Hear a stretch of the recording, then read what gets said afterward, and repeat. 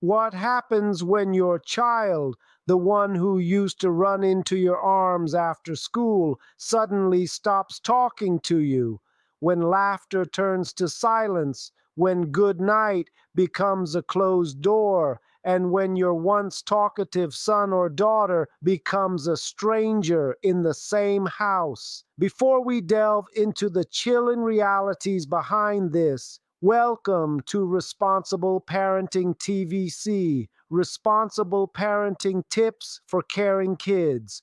Here we share raw, uncensored, and deeply relatable parenting stories, practical tips, proven strategies, and inspiring lessons to help you raise responsible, confident, and caring children in today's world.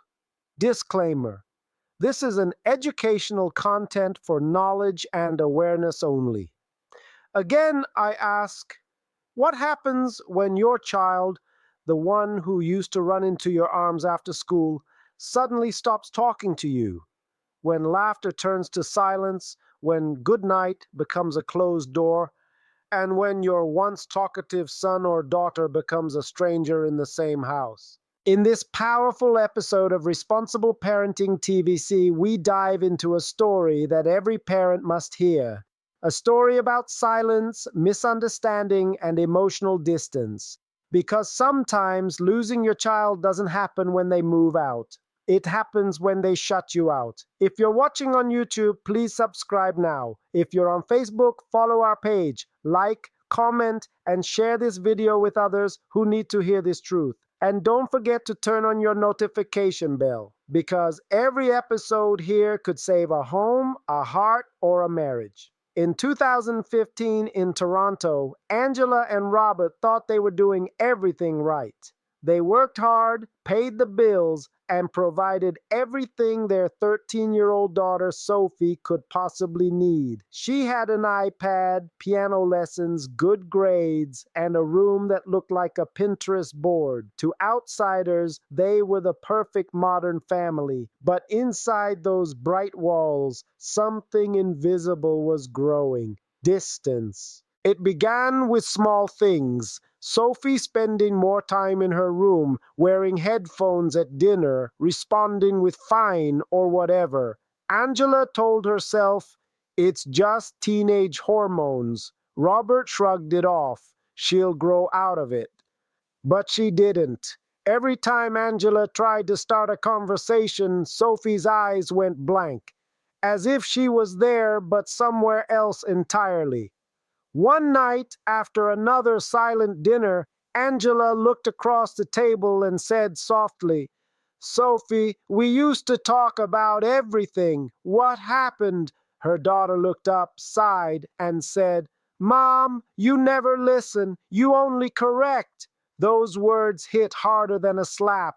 Angela froze, trying to recall the last real conversation they had. Not about homework, chores, or grades, but about feelings. She couldn't remember. Days turned into weeks. The house grew quieter. Sophie stayed up late, scrolling endlessly on her phone, while Angela lay awake, replaying her daughter's words. "You never listen." One afternoon, Angela went through Sophie's old photo albums, pictures of birthdays, vacations, bedtime stories. In every picture, Sophie was smiling. But somewhere between childhood and adolescence, that smile faded. She realized something many parents learn too late. Children don't just stop talking, they stop trying to be heard. Angela's frustration turned into fear. She started checking Sophie's phone, scrolling through messages, desperate to find out what was wrong. But the more she checked, the more Sophie pulled away. The girl who once told her everything now had walls taller than trust itself. When Robert found out, he was angry. "You can't invade her privacy like that, Angela," he snapped. "You're pushing her further away." But Angela cried, "I just want my daughter back." That night, Sophie locked her room, and for the first time in years, she didn't say goodnight. Behind that closed door, Sophie was battling emotions she couldn't name: anxiety, pressure, the constant feeling of not being enough. At school, she was the quiet girl. Online, she was drowning in a world of perfect people, perfect bodies, and perfect lives. But at home, she felt invisible. Every time she tried to express herself, her mom turned her words into a lecture. Not out of malice, but out of love mixed with fear. And that's the paradox of modern parenting. We love our children so much that we forget to let them speak. Angela began noticing changes. Sophie's grades dropping, her laughter fading, her appetite gone. She reached out to the school counselor, who gently said, "Sometimes when children stop talking, it's not rebellion, it's exhaustion. They're tired of not being understood." That hit Angela deeply. She remembered her own teenage years, how her mother's silence felt like punishment. She promised herself she'd be different, but somehow she became the same. Later that week, Angela stood outside Sophie's room, holding a cup of hot chocolate, the same way she used to when Sophie was little. She knocked softly, no answer. She whispered, "Sophie, I don't want to fix you. I just want to hear you." There was silence, then a faint sound. The door opened slightly. It wasn't a full conversation that night, just eye contact. But sometimes healing begins not with words, but with humility. But what happens when the truth finally comes out? If you're touched by this story, comment "Marriage with Wisdom," share it with loved ones, and subscribe for more real life stories that heal hearts on Responsible Parenting TVC. And don't forget to turn on your notification bell. The next part might just change how you see love forever. The silence didn't break all at once. It cracked, slowly, unevenly. A few weeks after that night, when Sophie half opened her door, Angela felt hope. But that hope was fragile, like walking on glass barefoot. Every word mattered. Every look could shatter it again. Robert watched quietly. He loved his wife, but lately their marriage felt like two tired parents pretending everything was fine. They had grown distant, too, bonded only by routine. The walls between husband, wife, and child were built from unspoken pain. One evening after dinner, Robert tried to make conversation.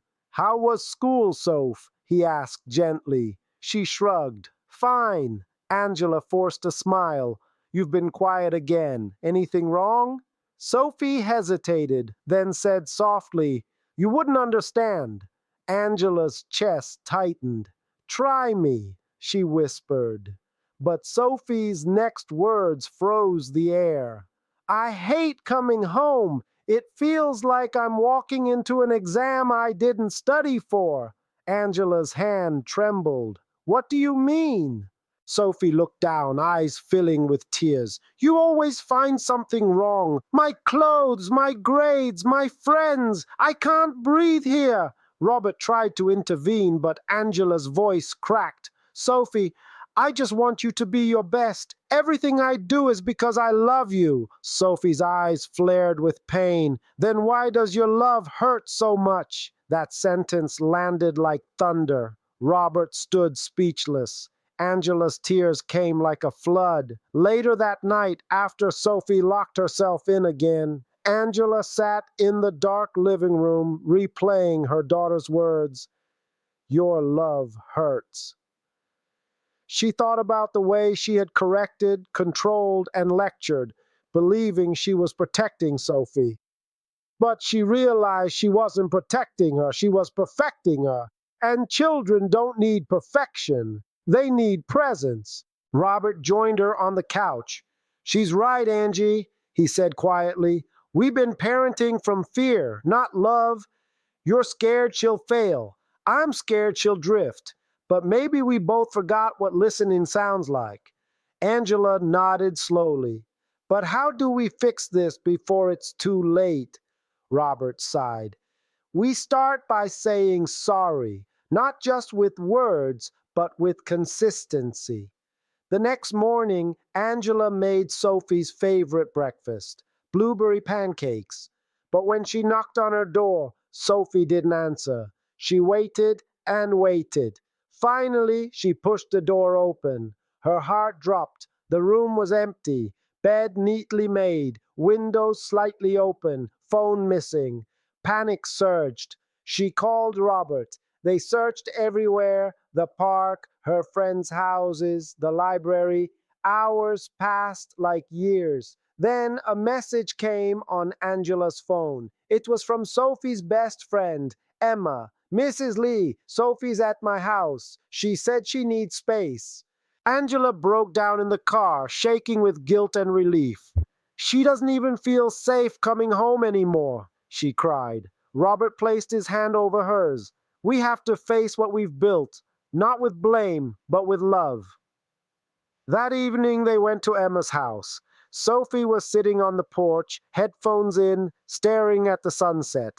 Angela walked up slowly, tears in her eyes. Sophie, she whispered. No response. I'm not here to scold you. I'm here to listen. Sophie looked up, guarded. It's too late. Angela knelt beside her. Maybe, but if you let me, I want to learn who you are now, not the little girl I keep trying to fix. Sophie's lip quivered. You don't get it, Mom. You care about how I look to people, not how I feel inside. Angela's tears fell freely. You're right. I've been so afraid of what others might say that I stopped hearing you. Robert stepped forward quietly. We failed to notice your silence wasn't rebellion, it was pain. Sophie's defenses began to melt, but years of emotional buildup don't vanish in a night, she whispered. Then why didn't you ask sooner? Angela's voice broke. Because I thought I was doing enough. The truth was brutal but healing. For years, Angela's love had been tangled with anxiety, the kind passed from one generation to another. Her mother had raised her with constant correction, believing strictness was love. And now she realized she had done the same. That night they didn't talk much. They just sat together, under the stars, holding hands. Three broken people trying to remember what warmth felt like. When they got home, Sophie quietly said, "Can we go to family counseling?" Angela nodded, surprised but grateful. Yes, anything that helps us understand each other again. It was the first sign of hope, but healing would test them all, because therapy uncovers what silence hides, and sometimes the truth hurts more than the lie ever did. 2 weeks later, during their third counseling session, the therapist turned to Sophie and asked, "What do you wish your parents understood most about you?" Sophie hesitated, then whispered, "That I don't need them to fix me. I need them to see me." Angela covered her mouth as tears streamed down. She had spent years parenting Sophie's behavior, but not her heart. And that's the painful discovery most parents never realize until the distance becomes irreversible. But what happens when the truth finally comes out? If you're touched by this story, comment "Marriage with Wisdom," share it with loved ones, and subscribe for more real-life stories that heal hearts on Responsible Parenting TVC. And don't forget to turn on your notification bell. The next part might just change how you see love forever. 3 months later, the Lees' home no longer echoed with silence. It wasn't perfect, but it was alive again. The sound of real conversations, awkward laughter, and hesitant honesty filling the spaces that used to be cold. Therapy hadn't been easy. There were tears, arguments, and long pauses that stretched like tight ropes. But somewhere in the middle of the pain, they started finding words again. Angela learned that love without listening feels like control. Robert learned that presence is more powerful than problem solving. And Sophie, she learned that parents are not superheroes. They're just humans, scared, flawed, and trying their best. One rainy afternoon during a counseling session, the therapist asked Sophie, "What was the hardest part of growing up in this home?" She looked down, twisting a bracelet around her wrist. "Feeling like I had to be perfect to be loved," she said softly. Angela's eyes welled up instantly. "You never had to be perfect, baby. I just wanted to protect you." Sophie shook her head gently. "But you didn't protect me from your expectations. You protected me from yourself." That sentence was the mirror Angela had avoided her whole life. It reflected not just her parenting, but her past. The anxious little girl who had grown up seeking her own mother's approval. That night, back home, Angela walked into Sophie's room with an old photo album. "I found this," she said, smiling through tears. "It's you, 6 years old, missing your two front teeth. You used to talk to me about everything, even the stars." Sophie smiled faintly. "Yeah, I used to think you knew every answer." Angela nodded. "And now I know I don't, but I'm here to learn from you too." Sophie hesitated, then asked, "Even if what I tell you hurts?" Angela took her hand, especially then. For the first time in years, Sophie opened up completely. She talked about the pressure to meet expectations, the loneliness she felt when her parents argued behind closed doors, the way social media made her feel small. She talked about comparing herself to perfect kids and pretending to be fine just to make her parents happy. Angela listened, really listened, without interrupting, without correcting, without tears. She just held space. And when Sophie finished, Angela whispered, "Thank you for trusting me with your truth. I don't ever want to be the reason you hide again." From that moment, something shifted. Angela stopped turning every mistake into a lesson. Instead, she started turning moments into connection. She learned to ask open-ended questions. "How are you feeling today? What made you smile this week? What do you need from me right now?" And with every genuine question, Sophie began to respond with something she hadn't offered in years: honesty. Robert joined in too. He started Tech-Free Fridays. No phones, no screens, just board games, laughter, and storytelling. It was awkward at first, but soon those evenings became sacred.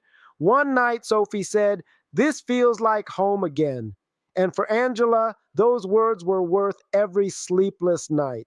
Months later, Angela shared their journey in a local parenting support group. She said, "Parents think their children stop talking because of rebellion, but sometimes they stop because of fear, fear of disappointing us. If you want your child to talk again, stop being their critic and start being their safe place." The group fell silent. Then someone whispered, "That just saved my family." Angela smiled. "It's not too late to start over if you're willing to listen before you lead." The transformation wasn't perfect, but it was real. And one Sunday morning, Sophie left a handwritten note on the kitchen counter.